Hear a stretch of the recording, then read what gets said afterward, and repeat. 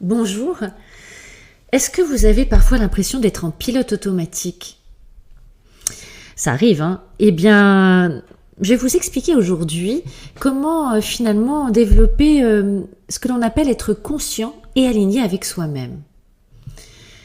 Alors, par quel biais je vais passer? Par des études de neurosciences et de psychologie, parce que c'est quand même très intéressant. On va parler aujourd'hui des thèmes d'identité et de conscience, qui sont des thèmes complexes, mais fascinants.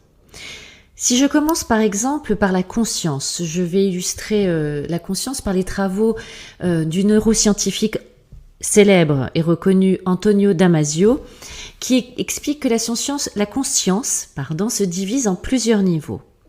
Il y a la conscience de base, qui est celle de la sensation immédiate d'exister. Je me rends compte que je suis vivant. Voilà, j'existe, je vois ce qui se passe dans l'instant, je peux réagir. Et on a le même niveau de conscience qu'un animal, par exemple, qui est conscient d'exister et de réagir par rapport à son environnement. Ça, c'est la conscience de base. Je réalise que j'existe, que je vis. Et il y a la conscience étendue. Étendue parce qu'elle inclut nos souvenirs, nos expériences passées et nos aspirations futures également. C'est ça qui donne un sentiment de moi plus complet. C'est cette couche qui nous permet de nous dire « je suis quelqu'un avec une histoire et des aspirations ». Ça veut dire que notre cerveau ne se limite pas à notre capacité de réagir à une situation, mais inclut aussi notre capacité à nous observer vraiment et à nous situer dans le temps.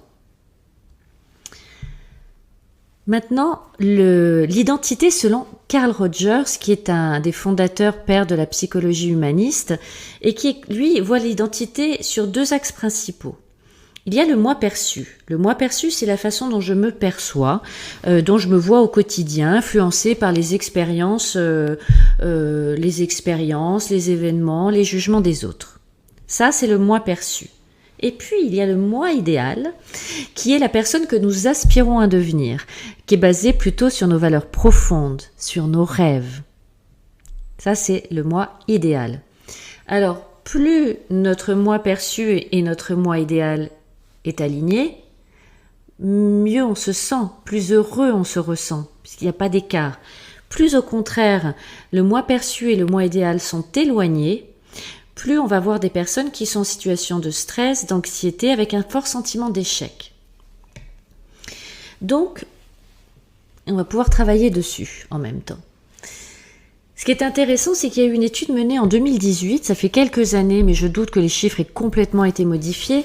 C'était Heurich Group qui avait mené cette étude et qui montrait que seulement 15% des personnes avaient une conscience de soi élevée, alors que 95% des personnes disent bien se connaître.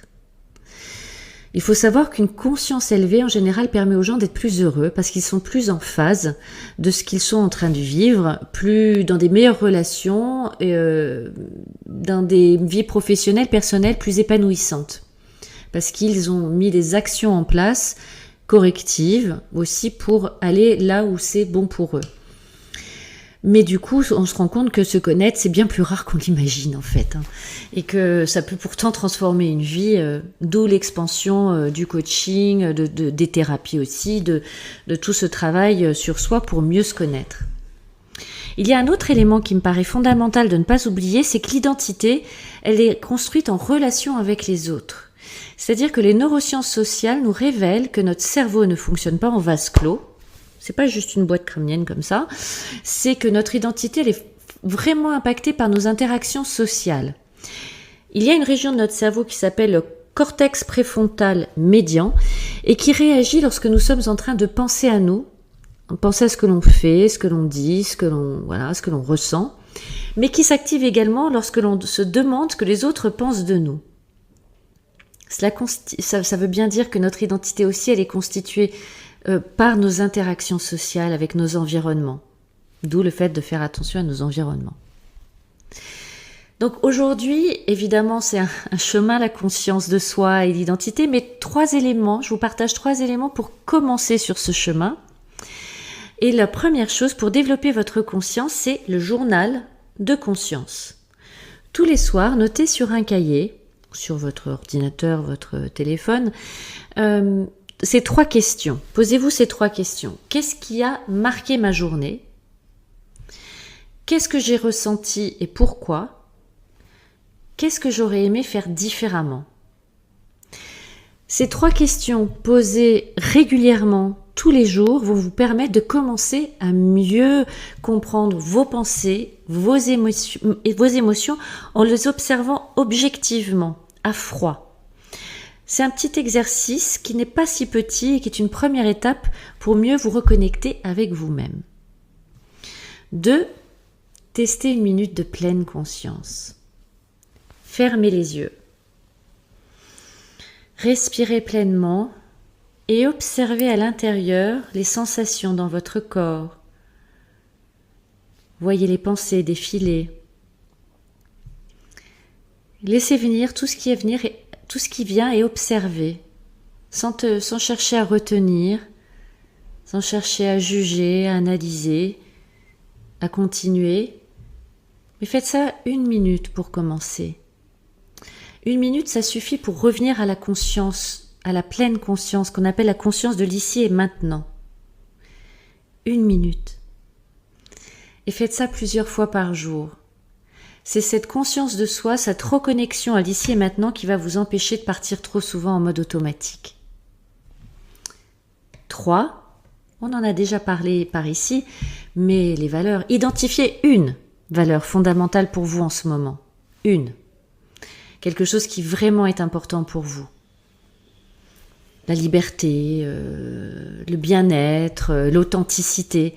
Et surtout, mettez une action en place aujourd'hui pour faire vivre cette valeur par une action. Donc, si par exemple c'est santé, qu'est-ce que vous allez faire aujourd'hui pour faire vivre, incarner vraiment cette valeur? Peut-être manger un repas équilibré, aller faire une petite séance de sport, ne pas vous jeter sur une tablette en chocolat.